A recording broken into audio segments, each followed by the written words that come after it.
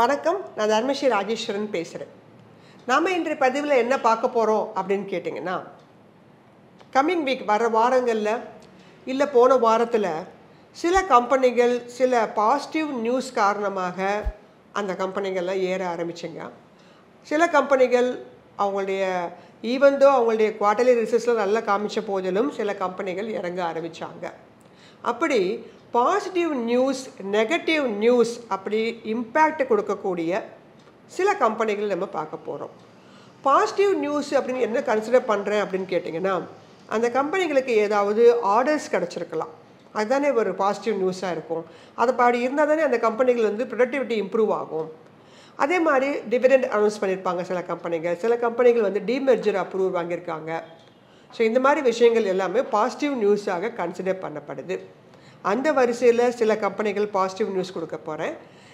ஒரு 3 கம்பெனிகள் நல்ல கம்பெனிகள் தான், ஆனால் அது வந்த சில நியூஸ் காரணமாக அவங்களோட ரேட் இப்போ எவ்வளோ தூரம் இறங்கிட்டு இருக்காங்க அப்படிங்கிறத நம்ம செக் பண்ண போகிறோம். அந்த வரிசையில் முதல்ல பாசிட்டிவ் நியூஸ் பார்த்துருவோம். அதில் ஃபஸ்ட்டு இருக்கிறது SBI லைஃப் இன்சூரன்ஸு. இந்த கம்பெனியுடைய க்ரோத் வந்து நல்லா கொடுத்துருக்குறாங்க. இவங்களுடைய மார்ஜின்ஸ்லாம் ஸ்லைட்லி பாசிட்டிவ் ஆகிருக்கு. அதனால் இது குட் நியூஸாக இதில் பார்க்கப்படுது. இந்த கம்பெனியுடைய மார்க்கெட் கேப் 1,85,404 கோடி, ப்ராஃபிட் ஆஃப்டர் டேக்ஸாக 2,413 கோடி காமிச்சிருக்காங்க. க்ரோத் வந்து கம்ஃபர்டபுளாக ஏறி இருக்குது. Return on equity 14. இந்த கம்பெனி ஒரு ஜீரோ டெப்ட் கம்பெனி.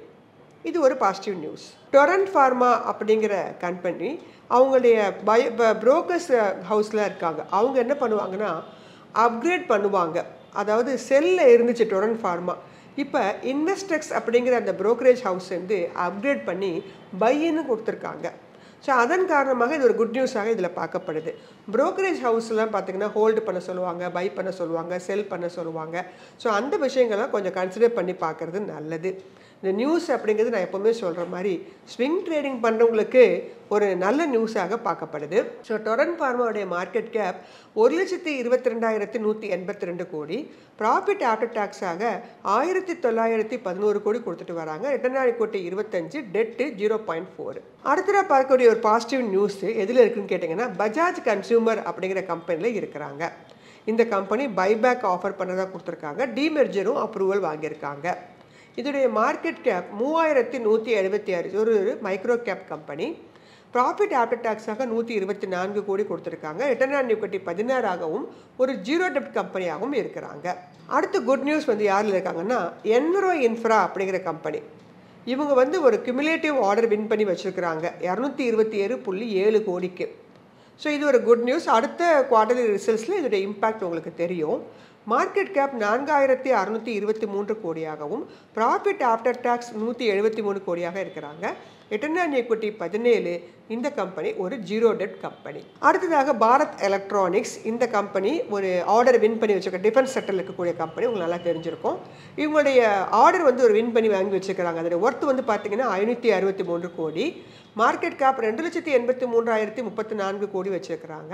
ப்ராஃபிட் ஆஃப்டர் டேக்ஸ் 5,287 கோடியாகவும், ரிட்டர்ன் ஆன் ஈக்விட்டி 26ஆகவும் ஒரு ஜீரோ டெப்ட் கம்பெனியாகவும் இருக்கிறாங்க. ஸோ டிஃபென்ஸ் செக்டருக்குலாம் எப்போதெல்லாம் உங்களுக்கு ஆர்டர் கிடைக்குதோ அப்போ தான் அந்த கம்பெனிகள் வந்து ஒரு ஏறுவதற்கான வாய்ப்புகளை பெற்றிருக்கும். இந்த வரிசையில் பெல் வந்து ஒரு ஆர்டர் வாங்கி வச்சுருக்கிறாங்க. அடுத்ததாக GR இன்ஃப்ரா அப்படிங்கிற கம்பெனி 290 கோடிக்கு ஆர்டர் வின் பண்ணி வச்சுருக்காங்க. பைபாஸ் ரோட்லலாம் இது கன்ஸ்ட்ரக்ஷன் பண்ணுறதுக்காக. இந்த கம்பெனியோட மார்க்கெட் கேப் 11,811 கோடியாக இருக்கிறாங்க.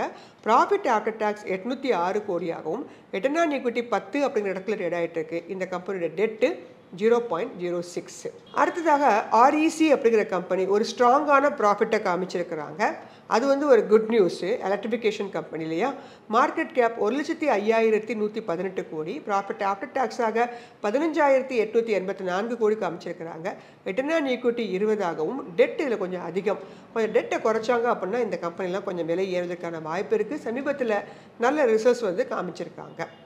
அடுத்ததாக ரெயில்டெல் அப்படிங்கிற கம்பெனி 10.06 கோடிக்கு IT சொல்யூஷன் ஆர்டர் வந்து ஒடிசாலேருந்து வாங்கி வச்சுருக்காங்க. ஒடிசா கவர்மெண்ட்லேருந்து வாங்கியிருக்காங்க. ஸோ இந்த கம்பெனியோட மார்க்கெட் கேப் 12,354 கோடியாக இருக்கிறது. ப்ராஃபிட் ஆஃப்டர் டாக்ஸ் 299 கோடியாகவும், ரிட்டர்ன் ஆன் ஈக்விட்டி 14 அப்படிங்கிற இடத்துலையும் ட்ரேட் ஆகிட்டு இருக்கு. இந்த கம்பெனி ஒரு ஜீரோ டெப்ட் கம்பெனி. ரயில்வே செக்டருக்கு அதே மாதிரி தான்.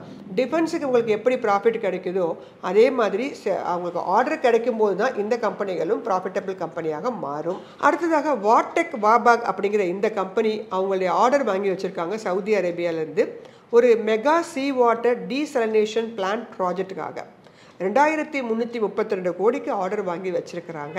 இந்த கம்பெனியோட மார்க்கெட் கேப் 9,909 கோடி, ப்ராஃபிட் ஆஃப்டர் டாக்ஸாக 292 கோடியும், ரிட்டர்ன் ஆன் ஈக்விட்டி 13.79ஆகவும், டெட்டு 0.17 அப்படிங்கிற வரிசையிலையும் இந்த கம்பெனி இருக்கிறாங்க.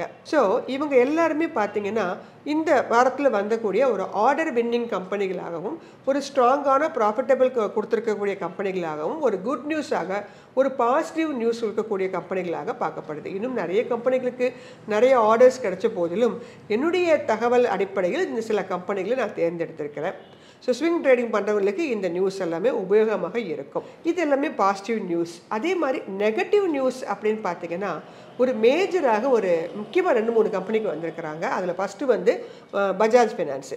பஜாஜ் ஃபினான்ஸு ஈவன் தோ உங்களுக்கு இந்த அளவு ப்ராஃபிட்டு கொடுத்த போதிலும் அவங்களுடைய கரண்ட் மார்க்கெட் ப்ரைஸ் வந்து இறங்கிட்டே இருக்குதுன்னு பார்க்கலாம். இதுக்கு காரணம் அந்த ஒரு கன்சர்ன் ஆர்டர் எம்எஸ்எம்இயில் வந்து அவங்களுடைய ஆர்டர் புக்கோடைய க்ரோத் வந்து கொஞ்சம் குறைவாக இருக்குது, ஸ்லைட்லி டவுனாக இருக்குங்கிற அந்த ஒரு விஷயம் வந்து அந்த கம்பெனிக்கு வந்து ஒரு நெகட்டிவ் நியூஸாக பார்க்கப்படுது.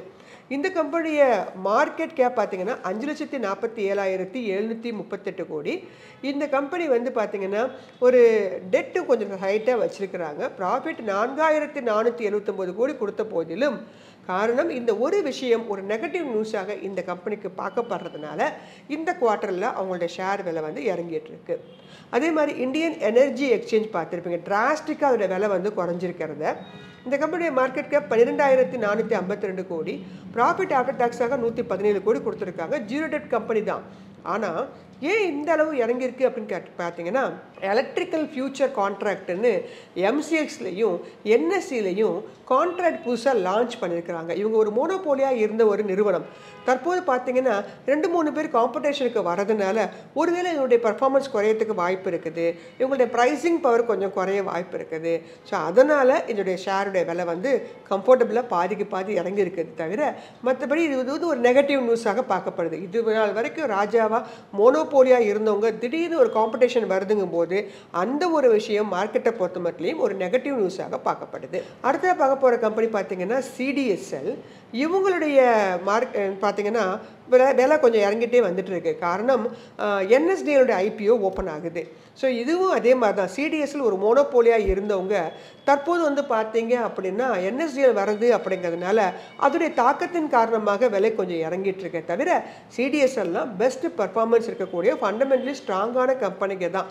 இந்த ஒரு சின்ன நியூஸ் ஒரு காம்படிட்டர் மாதிரி ஒருத்தவங்க உள்ளே வரதுனால இவங்களுடைய லாபத்தோடைய போர்ஷன் குறையுமோ அப்படிங்கிறதுனால உங்களுக்கு வந்து கொஞ்சம் விலை வந்து இறங்கிட்டு இருக்கு அப்படின்னு பார்க்கலாம்.